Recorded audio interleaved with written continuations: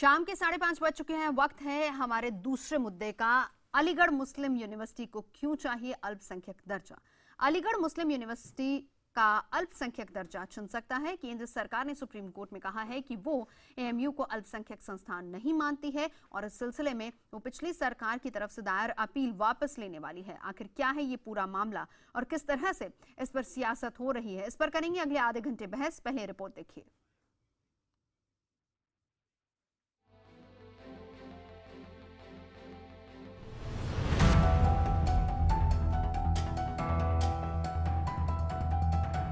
क्या Aligarh Muslim university को अल्पसंख्यक दर्जा दिया जाना चाहिए? क्या किसी विश्वविद्यालय को अल्पसंख्यक का दर्जा दिया जाना चाहिए?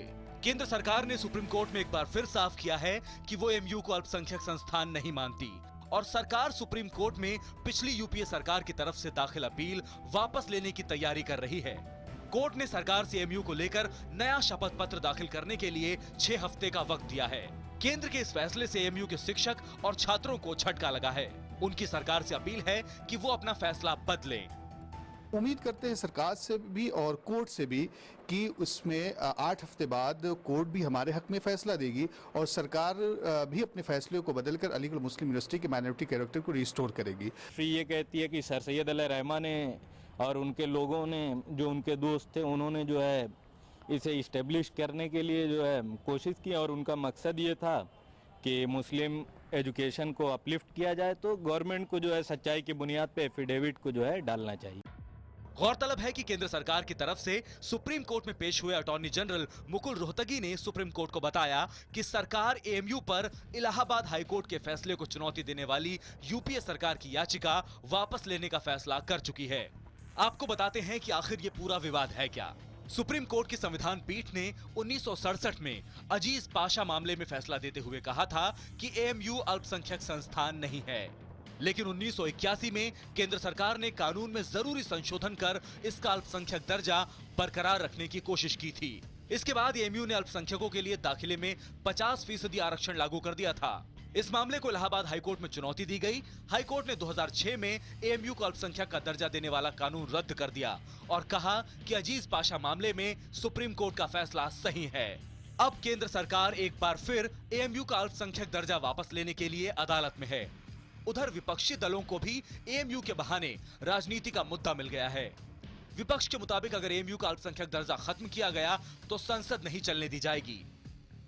एएमयू के माइनॉरिटी कैरेक्टर के साथ कोई खिलवाड़ अगर की गई तो संसद का चलना मुश्किल हो जाएगा। अपने कर्म और उनके कार्य करने का तरीका उससे स्पष्ट है कि वो माइनॉरिटीज को किसी तरह भी देखना नहीं चाहते, किसी तरह भी आगे बढ़ना नहीं चाहते।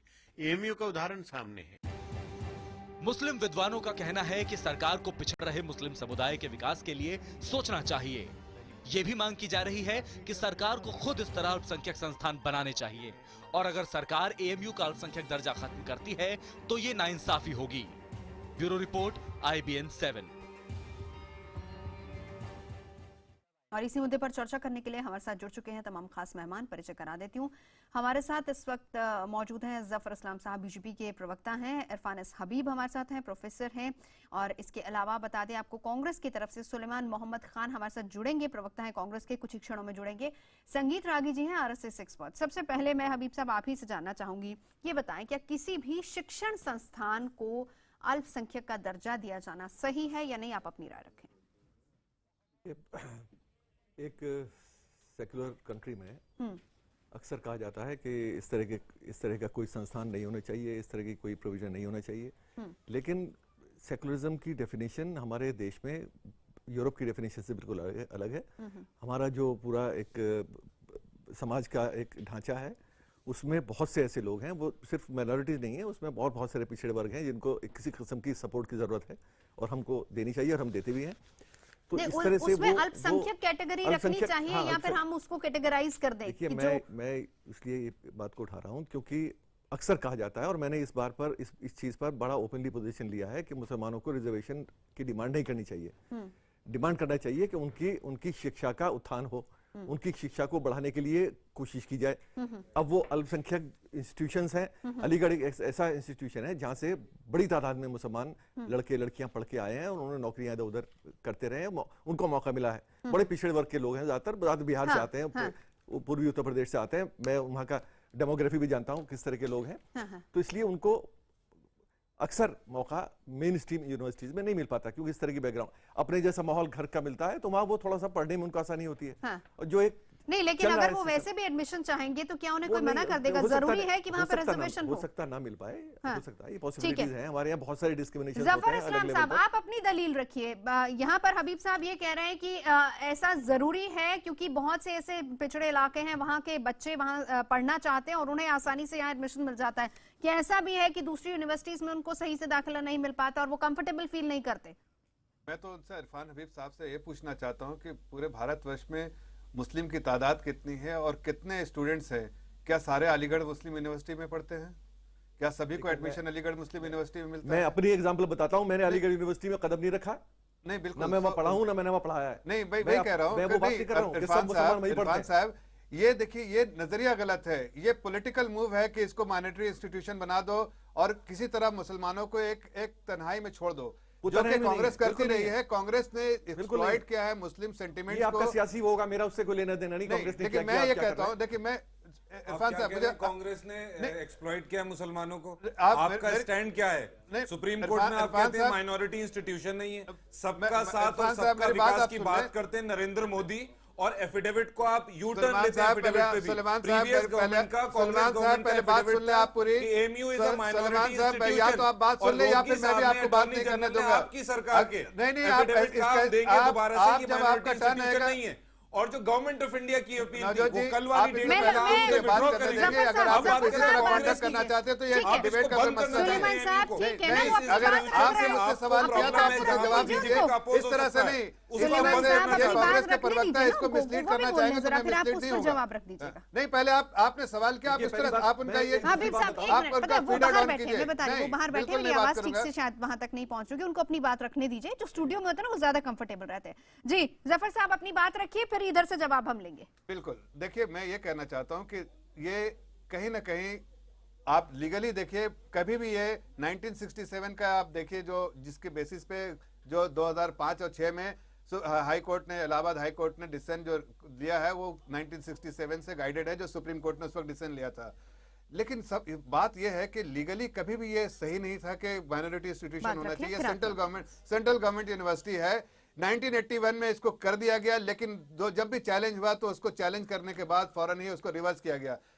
मुद्दा सबसे बड़ा यह है कि अलीगढ़ मुस्लिम यूनिवर्सिटी में पढ़ते हैं 20,000 बच्चे, लेकिन हिंदुस्तान में कितने सारे बच्चे हैं मुस्लिम बच्चे? क्या वो सब अलीगढ़ मुस्लिम यूनिवर्सिटी में आते हैं? मुस्लिम यूनिवर्सिटी में बच्चे नहीं, जो आते तो हैं, दलील क्या है? अगर आप चाहते हैं कि वहां से माइनॉरिटी स्टेटस वापस ले लिया जाए तो क्या दलील आप दे रहे हैं इसके पीछे? नहीं, माइनॉरिटी स्टेटस था ही नहीं कभी। माइनॉरिटी स्टेटस सिर्फ पॉलिटिकल मूव था कांग्रेस का, जो कि अपीसमेंट की पॉलिसी थी उनकी माइनॉरिटी के लिए, जिससे उनका कभी उद्धार नहीं हुआ। हाँ। वो इस तरह से संगीत रागी जी को भी इंक्लूड कर लें। संगीत जी, मैं इसका जवाब दूंगी। संगीत जी बहुत देर से खामोश बैठे हैं, उनको भी इंक्लूड कर ले, फिर बहस को ओपन करेंगे। संगीत जी, देखिए, अभी अभी आपने देखा कि जेडीयू के जो प्रवक्ता हैं त्यागी जी ने क्या कहा है। यदि ऐसा होता है तो हम संसद को चलने नहीं देंगे। ये पूरा अलीगढ़ मुस्लिम यूनिवर्सिटी का मुद्दा जो है वो पूरा सियासी मुद्दा है, और अभी सही उन्होंने फरमाया कि ये पूरा मुस्लिम तुष्टीकरण का एक जीता जागता इस देश में नमूना है। अलीगढ़ मुस्लिम यूनिवर्सिटी बना किसके फंड से है? बनाया किसने है? पार्लियामेंट के एक्ट से बनाया गया है। नहीं, वो तो उस समय का, देखिए उस समय लॉ यही चलता था। अगर आपको यूनिवर्सिटी बनानी है तो लॉ यही चलता था कि आपको पार्लियामेंट एक्ट के थ्रू ही जाना है। बिल्कुल सही है। क्या आज तक इसका निर्णय कौन करेगा? सुप्रीम कोर्ट ने 1967 में इस मामले को सेटल किया। हाँ। जब सुप्रीम कोर्ट है उसको भी आप नहीं बात मानते हैं। सेक्शन 23 जो अलीगढ़ मुस्लिम यूनिवर्सिटी एक्ट जो 1920 में सबसे पहले बना था, उसके सेक्शन 23 को सबसे पहले अमेंड किया गया था। और पहले होता क्या था कि उनका जो कोर्ट था वही सुप्रीम काउंसिल था, वही गवर्निंग काउंसिल था। बाद में वो धीरे धीरे उसको कन्वर्ट करके एग्जीक्यूटिव काउंसिल को एज ए हाईएस्ट बॉडी बनाया गया। उसमें पहले 23 सेक्शन के अंदर जो है वो सारे के सारे मेंबर्स जो होते थे वो मुस्लिम होते थे। लेकिन जब अमेंडमेंट आया तो उसमें से ये पूरा क्लॉज डिलीट कर दिया गया। उसको किसी ने चैलेंज आज तक नहीं किया है।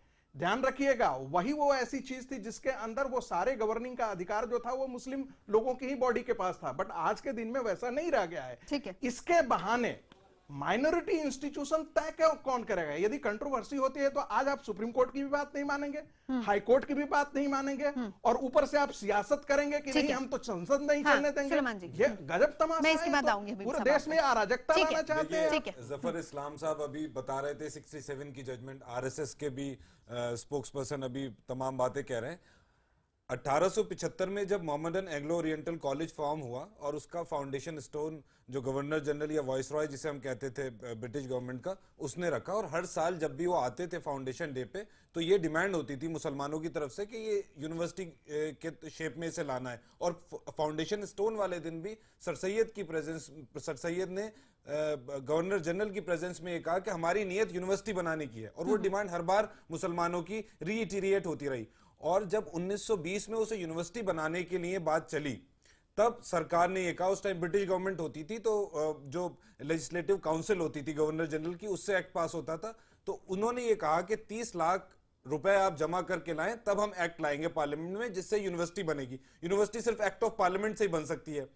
तो मुसलमानों ने 30 लाख रुपए जमा किए सरकार के पास, तब 1920 का एक्ट पास हुआ और यूनिवर्सिटी कायम हुई। 1951 तक भी कोई कंट्रोवर्सी नहीं थी, ना ही 1951 के अमेंडमेंट में कोई कंट्रोवर्सी है। जो अभी एएमयू कोर्ट की बात कर रहे थे आरएसएस के स्पोक्स पर्सन, के एएमयू के कोर्ट, और उसमें एक मैंडेटरी प्रोविजन था एएमयू एक्ट में पुरानी वाली में, जिसमें यह था कि उसमें मैंडेटरी रिलीजियस एजुकेशन दी जाएगी या इंस्ट्रक्शंस दी जाएंगी। उसका अमेंडमेंट हुआ 1951 के एक्ट में, क्योंकि वो इसलिए अमेंडमेंट करना जरूरी था कि जब 1950 में कॉन्स्टिट्यूशन को अडॉप्ट किया हमने, तो उसमें फंडामेंटल राइट्स में आर्टिकल 28(3) में किसी को भी जबरदस्ती आप कोई एजुकेशनल इंस्ट्रक्शन नहीं दे सकते। उसके कॉन्ट्रडिक्शन में वो एक प्रोविजन आता था 1920 के एक्ट का। एक मिनट सर, एक मिनट सुनिए, अब आपको मैं सच्ची बात बता रहा हूं तो क्यों परेशान कर रहे हैं। 1967 का जजमेंट एक्स पार्टी है, एएमयू उसमें पार्टी नहीं थी। अजीज बादशाह की जजमेंट में एएमयू पार्टी नहीं थी। देख रहे हैं आप लोग किस तरह से बीजेपी और आरएसएस के लोगों ने बोलना शुरू कर दिया। जब मैंने एक्सप्लेन करना शुरू किया बात को, जो फैक्चुअल बात है, तो आरएसएस और बीजेपी के लोग बोलने नहीं पैनल है, वो ऑपोजिशन बोलेगी इसमें। सुलेमान जी आप भी बोल रहे थे जब वो लोग बोल रहे थे। चलिए देर से आपको मौका दिया गया बोलने के लिए। ठीक है, मैं लौटूंगी साहब आपके पास भी, हबीब साहब आपके।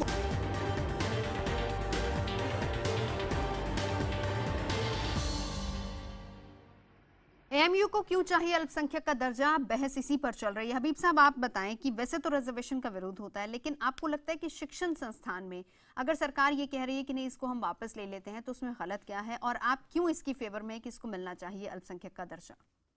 मैं रिजर्वेशन की तो मैंने बात किया ही नहीं। मैंने कहा आपसे रिजर्वेशन के मैं बिल्कुल फेवर में नहीं हूँ, रिजर्वेशन नहीं होना चाहिए।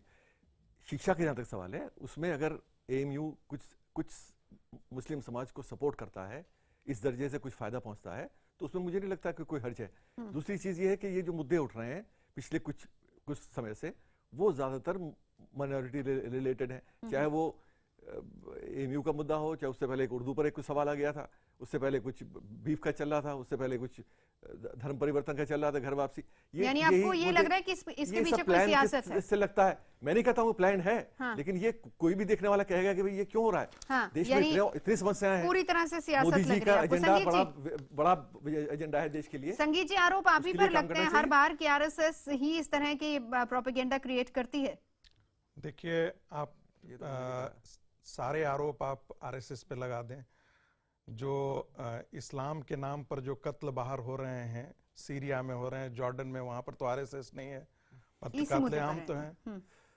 देखिए, आप हमारे यहाँ का मुसलमान हिंदुस्तानी है, इसलिए हम उसको हिंदुस्तानी ही मानते हैं। इस प्रकार का वातावरण क्रिएट करना, जब से मोदी जी आ गए हैं, तब से जब आप उनको इलेक्टोरल पॉलिटिक्स में आपने नहीं पछाड़ा, तो अब जाकर के आप इस स्तर पर आप पॉलिटिक्स कर रहे हैं। बड़ी संख्या में ऐसे मुस्लिम वर्ग है जिन्होंने मोदी जी को वोट दिया। नहीं, मैं मानता हूं, मैं विरोध भी उन्हीं लोगों का हो रहा है जो एक छोटा तबका है। मैं ये नहीं कह रहा हूं कि सारे मुस्लिम ऐसे ही हैं जो आरएसएस का विरोध करते हैं। शाखाओं में भी बहुत सारे मुस्लिम लोग आते हैं और शाखाओं के साथ जुड़े हुए हैं। मैं तो ये कह रहा हूं कि आरएसएस की शाखाओं के साथ नहीं, बहुत अगर शिक्षण संस्थान को मुस्लिम यूनिवर्सिटी का दर्जा दिया जाता है तो उसमें गलत क्या है? क्योंकि हबीब जी कह रहे हैं कि ऐसे बहुत से लोग हैं जिनको उससे फायदा होता है, जो दूर दराज के लोग हैं वो वहां आकर शिक्षा ग्रहण कर सकते हैं। कितना एक अलीगढ़ मुस्लिम यूनिवर्सिटी के अंदर वह अच्छा तो सवाल उठाया था। इस देश में 600 से ज्यादा यूनिवर्सिटीज हैं, 600 से ज्यादा यूनिवर्सिटीज है। एक अलीगढ़ यूनिवर्सिटी कितने मुसलमानों की शिक्षा को कैटर करती है? इसी के नाम पर वहां पर शेड्यूल कास्ट, ओबीसी, एसटी को आरक्षण नहीं दिया जाता है। जामिया के अंदर भी एक मिनट सुन लीजिए, सुनिए।